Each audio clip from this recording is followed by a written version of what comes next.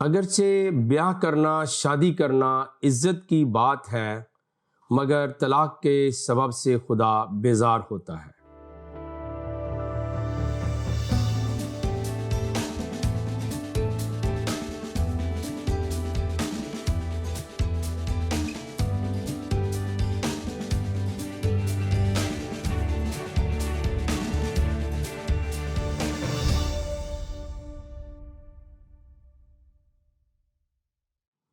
Programme دوستی کا ہاتھ بھائی صدیق کے ساتھ میں ہوں آپ کا میزبان پاسٹر صدیق پال۔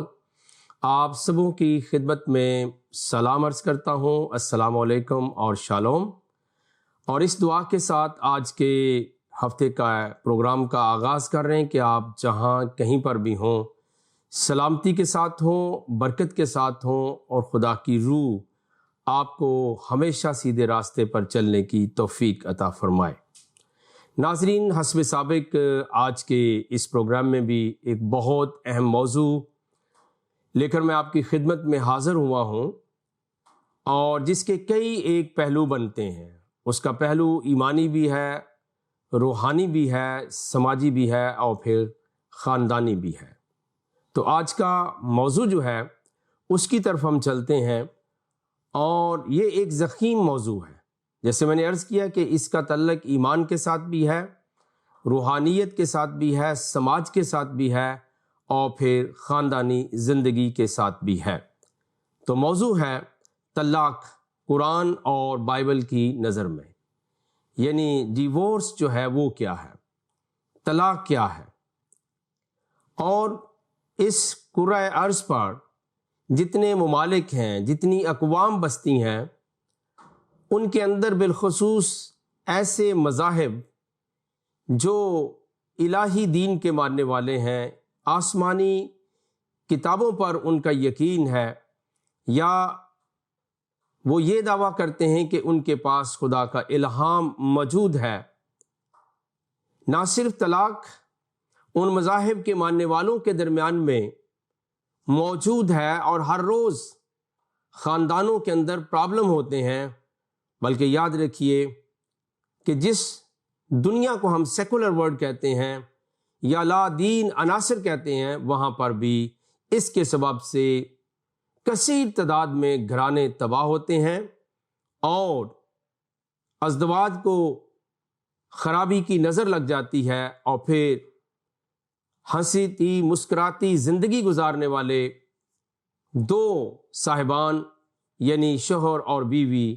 ایک دوسرے سے جدا ہو جاتے ہیں۔ تو چونکہ ہم نے عرض کیا ہے کہ طلاق قرآن اور بائبل مقدس کی نظر میں، یعنی اس کا وجوب کیا ہے، اس کے جو انڈرسٹینڈنگ ہے وہ کیا ہے، تو ساری باتوں سے پہلے میں یہ عرض کر دوں کہ بعض دفعہ ہم طلاق کا لفظ سن لیتے ہیں، لیکن اس کے میننگ کے اوپر کبھی غور نہیں کرتے، اس کے معنی مطالب کے اوپر ہم غور و فکر نہیں کرتے۔ اس لیے بہت سارے جوڑے جلد باز ہوتے ہیں، اور وہ جلدی کے اندر ایموشنل ہو کر اور جذباتی ہو کر اور لوگوں کی رانگ موٹیویشن میں آ کر طلاق دے بیٹھتے ہیں۔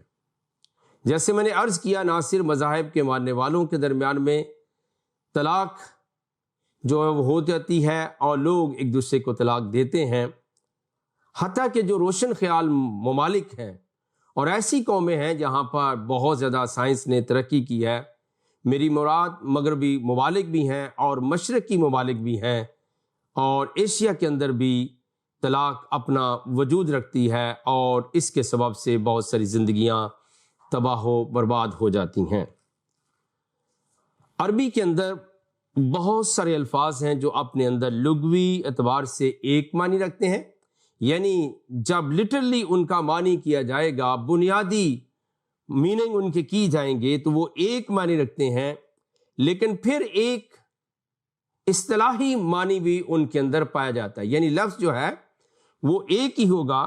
لیکن اس کے دو اعتبار سے ہم میننگ کو یا معنی اور مطالب کو ہم سمجھ سکتے ہیں، ایک لغوی اعتبار سے اور ایک اصطلاحی اعتبار سے۔ اور اس کی مثال بھی میں اسلامک سائڈ سے دوں گا، اور چونکہ ہمارا موضوع ہے طلاق قرآن اور بائبل مقدس کی نظر میں، ایک لفظ آپ نے اکثر سنا ہوگا جس کو ہم صلاۃ کہتے ہیں، اور پھر ہم اس کا ترجمہ جو ہے وہ نماز کر دیتے ہیں۔ حالانکہ صلاۃ کا جو لغوی معنی ہے وہ دعا ہے، یعنی پریئر، اور نماز چونکہ ہم اپنے معاشرے کے اندر اس کا معنی سنتے ہیں، لیکن اس کا جو لغوی مطلب ہے صلاۃ کا، اس کا مطلب ہے دعا۔ لیکن اسلام نے 5 وقت کی ایک خاص عبادت کے لیے یہ لفظ استعمال کیا ہے، اس لیے ہم کہتے ہیں کہ صلاۃ کا مطلب نماز ہے، یعنی ایک خاص طرح کی عبادت ہے، حالانکہ جو صلاۃ ہے وہ دعا ہے۔ پھر زکوٰۃ کا لفظ جو ہے وہ بڑا اسلامک سوسائٹی کے اندر جو ہے معنی ہے، اس کے لغوی یعنی بنیادی معنی ہے پاکی یعنی پاکیزگی، لیکن اسلام نے ایک خاص مالی خیرات کے لیے یعنی چیریٹی کے لیے یہ لفظ استعمال کیا ہے۔ اسی طرح سے ہر ایک لفظ کے 2 معنی بھی ہو سکتے ہیں اور 2 سے زیادہ بھی، لیکن چونکہ ہم مذاہب کے ماننے والوں سے گفتگو کر رہے ہیں، ہمارے ناظرین جو ہیں ان کی کثیر تعداد مذہب اسلام سے بھی ہے، مذہب مسیحیت سے بھی ہے، یہودیت سے بھی ہو سکتی ہے، اور ہندو اور سکھ بہن بھائی اور دیگر مذاہب کے لوگ بھی ماننے والے اس میں شامل ہو سکتے ہیں۔ تو ہم آج طلاق کے اوپر گفتگو کرتے ہوئے اس کے معنی کے اوپر غور و خوض کریں گے۔ تو یاد رکھیے، جیسے میں نے 2 مثالیں دی ہیں، ایک لغوی بنیادی اس کا معنی ہو سکتا ہے، اور پھر دوسرا اصطلاحی طور پر جس کو معاشرے میں یا دین میں ہم سمجھتے ہیں۔ یہ 2 اصطلاحیں آپ کو یاد رہنی چاہیے۔ طلاق کا جو لغوی معنی ہے، یعنی اس کا جو بیسک مطلب ہے وہ ہے کیا؟ لفظ طلاق طلق کا مصدر ہے، توئے لام انکاف کا مصدر ہے، جس کا لغوی معنی ہے آزاد ہونا یا چھوٹنا ہے۔ اور جب ہم بیاہ کرتے ہیں، نکاح کرتے ہیں، تو اس وقت عقد پڑھا جاتا ہے جس کو ہم نکاح کہتے ہیں۔ تو عقد کا مطلب ہے، نکاح کا مطلب ہے کہ 2 مختلف زندگیوں کو ایک پیرائے کے اندر ایک اصول، ایک ضابطے میں باندھ دینا۔ اور جب طلق یا طلاق کا لفظ ہم استعمال کرتے ہیں تو اس کا مطلب کیا ہے؟ اس ضابطے سے آزاد ہونا یا ایک دوسرے سے چھوٹ جانا، علیحدہ ہو جانا۔ اور پھر یاد رکھیے اس کا مطلب آزاد کر دینا یا چھوڑ دینا ہوتا ہے۔ تو یہ اس کے معنی ہے کہ نکاح اور بیاہ کی صورت میں 2 مختلف زندگیاں ایک دوسرے سے بنتی ہیں، ایک دوسرے سے جڑتی ہیں، ایک دوسرے کے ساتھ پیوستہ ہو جاتی ہیں، وابستہ ہو جاتی ہیں، اور ایک خاص ضابطے کے تحت وہ زندگی کو بسر کرتے ہیں۔ لیکن طلاق جو ہے وہ آ کر ان کو آزاد کر دیتی ہے، ایک دوسرے سے چھوٹ جاتے ہیں اور ایک دوسرے کو وہ چھوڑ دیتے ہیں۔ فتح مکہ کے موقع پر جن قیدیوں کو پیغمبر اسلام نے آزاد کر دیا تھا، یہ معنی کے سمجھانے کے لیے کر رہا ہوں، تو صحیح بخاری کی ایک حدیث میں ان کے لیے جو لفظ استعمال ہوا ہے والتلقا، یعنی کیا کر دیا گیا؟ ان کو آزاد کر دیا گیا ہے۔ طلق اور طلاق، اور پھر والتلقا، یعنی پیغمبر اسلام نے خود لفظ استعمال کیا کہ ان کو آزاد کر دیا جائے، ان کو چھوڑ دیا جائے، اور یہ آج سے آزاد ہیں۔ یہ طلاق کا لغوی معنی کے اعتبار سے ہم جائزہ لے رہے ہیں کہ اس کا معنی جو ہے وہ آزاد ہو جانا ہے، چھوٹ جانا ہے، لغوی معنی۔ لیکن طلاق کا ایک اصطلاحی مطلب بھی ہے، اور اصطلاحی مطلب میں شریعت کی اصطلاح میں طلاق کا خاص معنی ہے، یعنی پہلا ہم نے لغوی معنی مراد لیا، اب خاص معنی شریعت میں،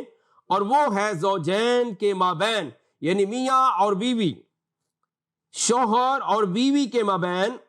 منعقد نکاح کے بندھن و گرہ کو کھول دینا، یعنی نکاح کے ذریعے، بیاہ کے ذریعے جو گرہ، ایک گانٹھ لگا دی گئی تھی اور ان کو باندھ دیا گیا تھا، تو اس کو کھول دینا، یعنی شوہر کا خاص حالات میں خاص طریقے سے عورت کو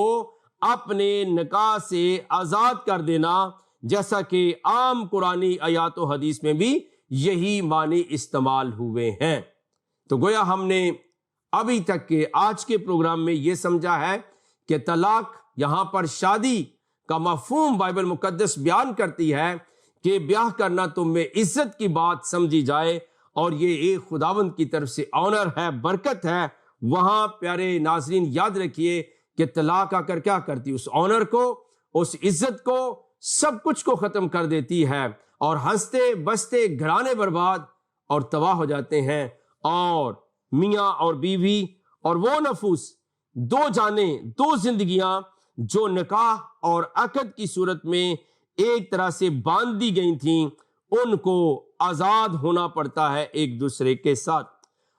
اب یہ تو ہو گئے اس کے بنیادی لغوی معنی اور اصطلاحی معنی، لیکن فقہ کے اندر آپ کو پتہ ہے کہ فقہ حنفی ہے، فقہ شافی ہے، اور مالکی بھی ہے، اور حنبلی بھی ہے۔ ان فقہوں کے اعتبار سے بھی یاد رکھیے کہ ان کے معنی مختلف ہیں، اور پھر نہ صرف مذہب اسلام میں بلکہ مذہب اسلام کے اندر مسالک موجود ہیں، جیسے شیعہ مسلک ہو سکتا ہے، سنی مسلک ہو سکتا ہے، وہابی، نجدی یا سلفی جو ہے شافی مسلک ہو سکتا ہے، حنبلی مسلک ہو سکتا ہے۔ ان کے فقہا، ان کے اماموں کے نزدیک بھی ان کی تعریف جو ہے وہ جدا جدا ہے، اور اس کے معنی اور اس کے وجوب کے اوپر اور اس کے اطلاق کے اوپر بھی جو ہے وہ ان کے درمیان میں فرق پایا جاتا ہے۔ تو چونکہ جب ہم نکاح کرتے ہیں تو گواہوں کی موجودگی میں عقد پڑا جاتا ہے، تو اسی طرح گواہوں کی موجودگی میں اپنی بیوی یعنی منکوحہ جس کے ساتھ عقد ہوا ہے، طلاق کا لفظی معنی ترک کرنا ہے یا چھوڑ دینا ہے، اور اسلامی فقہ سے آزاد کرنے کا اعلان کرنا ہے۔ عام ازدواجی زندگی کی اصطلاحات میں بھی اس سے مراد کو قید نکاح سے میاں بیوی کا خاتمہ، یعنی اس سے رہائی پا جانا، اس سے ایک دوسرے سے آزاد ہو جانا ہے۔ لیکن چونکہ جس طرح طلاق کا مفہوم لوگ نہیں سمجھتے ہیں، اسی طرح سے اسلامی فقہ یا اسلامی شریعت کے مطابق جو ہے وہ طلاق دینے کے طریقوں کو بھی بتایا گیا ہے، اور لیٹر آن ہم ہو سکتا ہے دوسرے یا تیسرے پروگرام کے اندر ہم بائبل مقدس کی روشنی میں بھی طلاق اور بیاہ کے متعلق جاننے کی کوشش کریں گے کہ واقعتاً صحیح مفہوم جو ہے وہ مذہب کی کتابوں کے مطابق کون سا انداز درست ہے۔ یہ نہیں کہ ہر کوئی انسان اپنی مرضی کرے۔ تو اب ہم ایک اور پوائنٹ کی طرف بڑھ رہے ناظرین کہ طلاق کیا ہے، اور ضرورت کے وقت طلاق دینے کا صحیح طریقہ کیا ہے، اور یہ اکارڈنگ ٹو اسلام میں بیان کر رہا ہوں، کیونکہ آج کا ہمارا موضوع یہ اس ہفتے کا کہ طلاق قرآن اور بائبل مقدس کی نظر میں۔ تو سمجھنے کی کوشش کیجئے کہ اگر میاں بیوی کے درمیان اختلافات دور نہ ہوں تو قرآن سورہ النساء کی تعلیم کے مطابق دونوں خاندانوں کے چند افراد کو حکم بنا کر، یعنی حکم بنا کر، ثالث بنا کر معاملہ طے کرنا چاہیے۔ تو پہلی بات یہ ہے کہ اگر دو میاں بیوی کے درمیان میں اختلافات دور نہیں ہوتے ہیں تو پھر قرآن کا ایک حوالہ میں آپ کی نظر کرتا ہوں۔ یہ سورہ النساء ہے، اور یہ چوتھی سورہ ہے قرآن شریف کے اندر، اور اس کی ایک آیت میں آپ کے سامنے رکھنا چاہتا ہوں کہ ایسی صورت میں ہمیں کیا کرنا چاہیے۔ تو یہاں پر بہت ساری باتیں درج ہیں، لیکن میں آپ کے ساتھ دو انتہائی اہم باتیں عرض کرنا چاہتا ہوں۔ پہلی بات یہ ہے کہ قرآن یہ کہتا ہے اس کی 34ویں آیت کے اندر،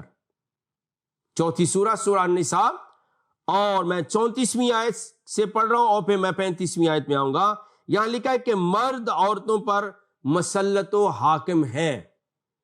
یعنی men are in charge of women. گویا یہ لگتا ہے کہ جو عورتیں ہیں وہ مردوں کے نیچے ہیں، مردوں کے ماتحت ہیں، مردوں کی انچارج شپ کے اندر ہیں۔ اس لیے یاد رکھیے کہ جو موسٹلی طلاقیں ہوتی ہیں یا اس امر سے لوگوں کو گزرنا پڑتا ہے جوڑوں کو، وہ مردوں کی طرف سے ہوتی ہے، کیونکہ مرد اپنے آپ کو سپیریئر سمجھتا ہے، اور قرآن شریف میں بیان کیا گیا ہے کہ مرد عورتوں پر مسلط و حاکم ہیں۔ اور پھر اس لیے کہ خدا نے بعض کو بعض سے افضل بنایا ہے، اور اس لیے بھی کہ مرد اپنا مال خرچ کرتے ہیں، اب صورت یہ بتائی گئی ہے کہ کیوں وہ ان کے اوپر انچارج ہیں، کیوں وہ ان سے اعلیٰ اور افضل ہیں۔ وَبِمَا أَنفَقُوا مِنْ أَمْوَالِهِمْ، کہ چونکہ مرد پیسہ خرچ کرتا ہے، پھر مرد کما کر لاتا ہے، مرد جو ہوتا ہے وہ رولنگ اتھارٹی بن جاتا ہے، اور پھر اس کے ہاتھ میں حاکمیت ہوتی ہے اس گھرانے کی، اس بیوی کے اوپر۔ تو قرآن نے یہ وجہ بیان کی ہے کہ چونکہ وہ اپنا مال خرچ کرتے ہیں، تو جو نیک بیویاں ہیں وہ مردوں کے حکم پر چلتی ہیں۔ فالصالحات قانتات حافظات للغیب، وہ کہتے ہیں کہ دو ریزنز ہیں، ایک تو مرد اعلیٰ و برتر ہیں عورتوں سے، اور دوسرا کیا ہے، ان کے اوپر مسلط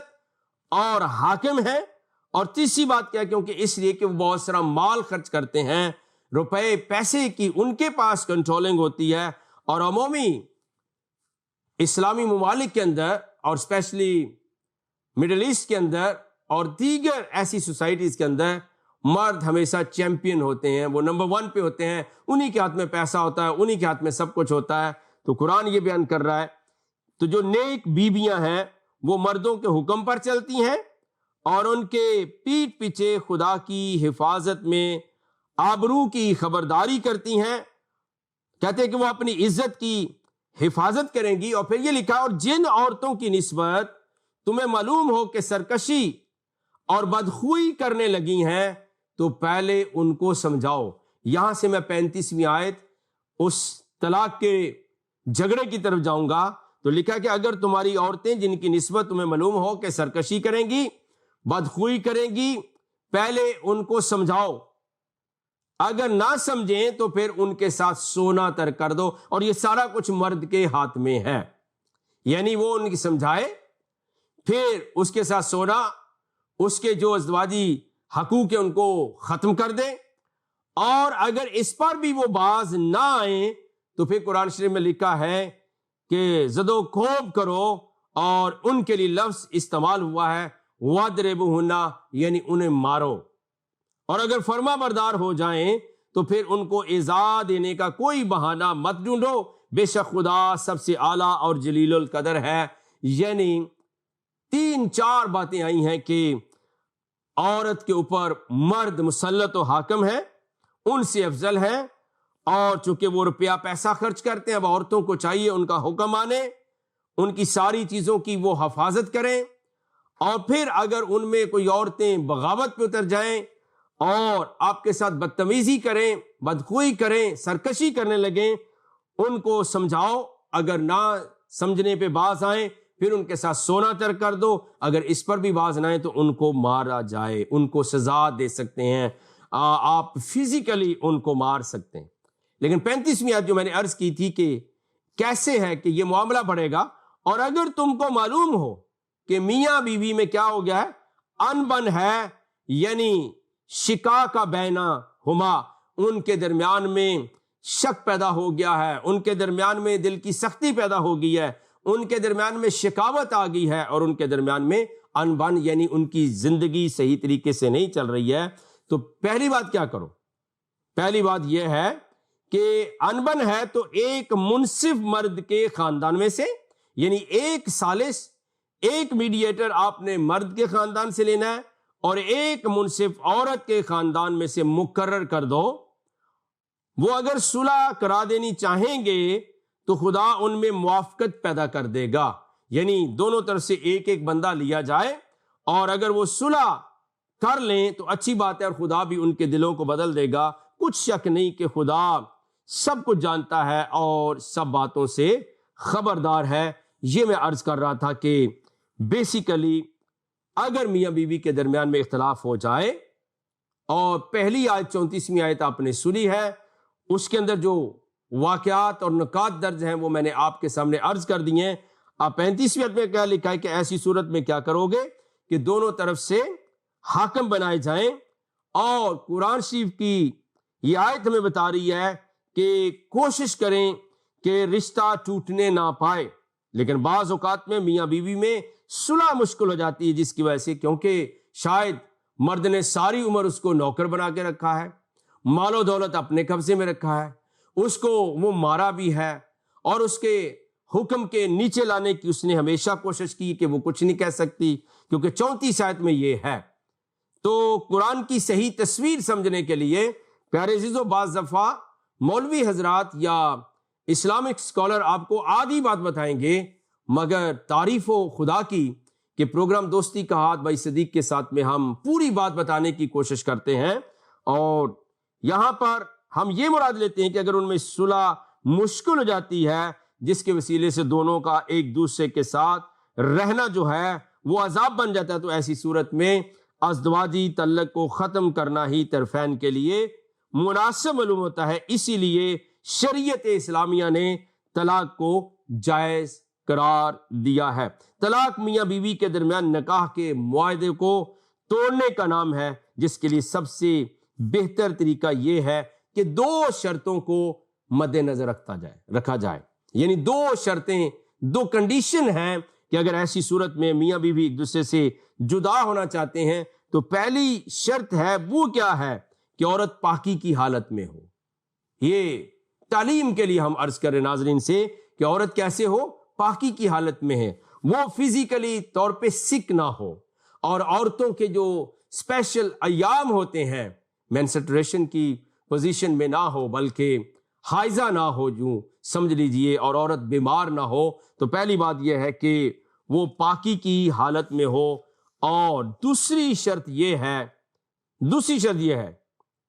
کہ شوہر عورت کی ایسی پاکی کی حالت میں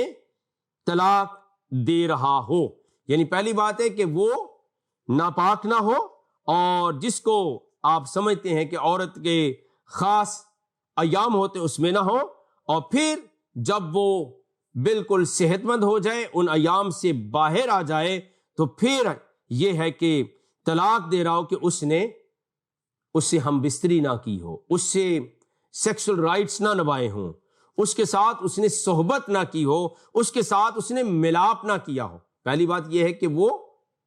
بیمار نہ ہو، حائضہ نہ ہو، اپنے مخصوص ایام کے اندر نہ ہو، اور دوسری بات یہ ہے کہ ان ایام کے بعد پاک ہو جائے، اور پھر مرد نے اس کے ساتھ ہم بستری نہ کی ہو، انٹرکورس نہ کیا ہو، ملاپ نہ کیا ہو، تو اس صورت میں۔ اور پھر یہاں پہ مسالک کے درمیان میں بہت بڑا فرق ہے۔ قرآن شریف کی بات کچھ اور ہے، لیکن جو لوگ ہیں ان کا انداز کچھ اور ہے، اور طلاقوں کی اقسام کے اوپر، اور ان کے ناموں کے اوپر، اور ان کی حیثیت کے اوپر بھی مذہب اسلام کے اندر جتنے مسالک ہیں ان میں بڑے بڑے مسلک جو ہیں، جیسے شیعہ مسلک ہے، سنی مسلک ہے، وہابی اہل حدیث اور سلفی مسلک ہیں، ان کے اندر اور دیگر مسالک کے اندر بھی کافی سارا اختلاف پایا جاتا ہے۔ تو آج کے پروگرام میں ہم یہ عرض کر رہے ہیں کہ basically Islamic point of view کیا ہے۔ تو یاد رکھیے یہ شرائط ہیں 2، اور ان کے ساتھ آپ طلاق دے سکتے ہیں، لیکن ایک جو اور بات ہے وہ زبردست ہے، اور وہ آپ کے نالج میں لانا چاہتا ہوں کہ طلاق کا جو اختیار ہے وہ مرد کو ہے۔ طلاق کا اختیار جو ہے مرد کو ہے، حالانکہ یاد رکھیے کہ عورت بھی رانگ ہو سکتی ہے اور مرد بھی ٹھیک نہیں ہو سکتا ہے، لیکن اس کی وجہ جو ہے اسلامی شریعت کے اندر کیا بیان کی گئی ہے کہ مرد میں عادتاً و طبعاً عورت کی بنسبت فکر و تدبر اور برداشت و تحمل کی قوت زیادہ ہوتی ہے۔ وہ کہتے ہیں کہ مرد جو ہوتا ہے وہ طبعاً یعنی عادتاً اور پھر نیچرلی کیا ہے، زیادہ فکر کا، زیادہ اچھی عقل کا مالک ہوتا ہے، برداشت کا جذبہ زیادہ ہوتا ہے، نیز انسانی خلقت، فطرت، قوت اور صلاحیت کے لحاظ سے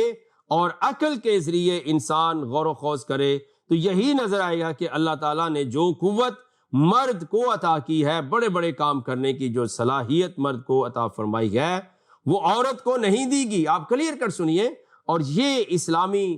فلسفی ہے کہ جیسے ہم نے سورہ النساء کی 34ویں آیت پڑھی تھی اور پھر 35ویں آیت بھی پڑھی تھی، اور وہاں لکھا تھا کہ مرد جو ہیں وہ عورت کے اوپر مسلط و حاکم ہیں، کیونکہ وہ بہت سارا مال خرچ کرتے ہیں۔ عورتوں کو چاہیے ان کے تابع رہیں، ان کے حکم کو مانیں، اور پھر اگر وہ کچھ غلطی ان سے ہو جائے تو پھر وہ ان کو سمجھائیں، اور نہ سمجھیں تو پھر ان کے ساتھ سونا ترک کر دیں، یہ سزا کے طور پہ کہا گیا، اور نہیں تو پھر ان کو مارا جائے۔ اور یہاں جو میں پڑھ کے آپ کو سنا رہا ہوں اور آپ کو بیان کرنے کی کوشش کر رہا ہوں، لکھا ہے کہ مرد کو یہ اختیار حاصل ہے،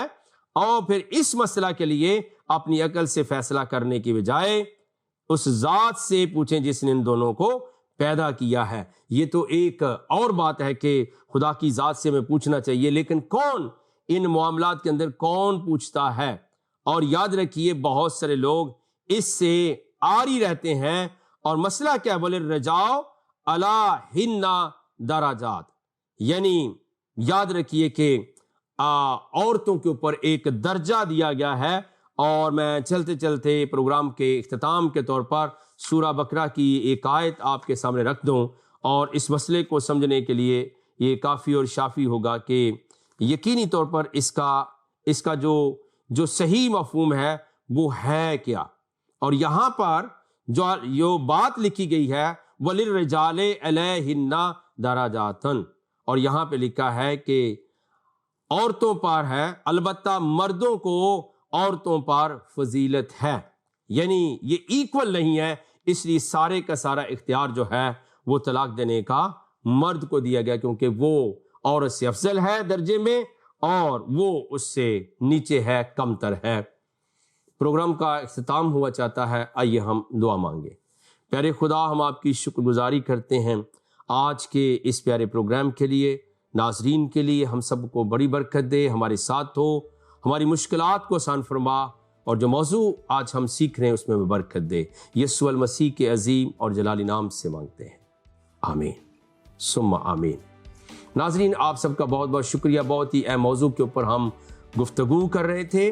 اور ہم استدعا کریں گے کہ آپ ہمارے پروگرام کے لیے دعا گو رہیں، اور اگلے ہفتے تک کے لیے اجازت چاہتے ہیں۔ خدا حافظ، بہت بہت شکریہ۔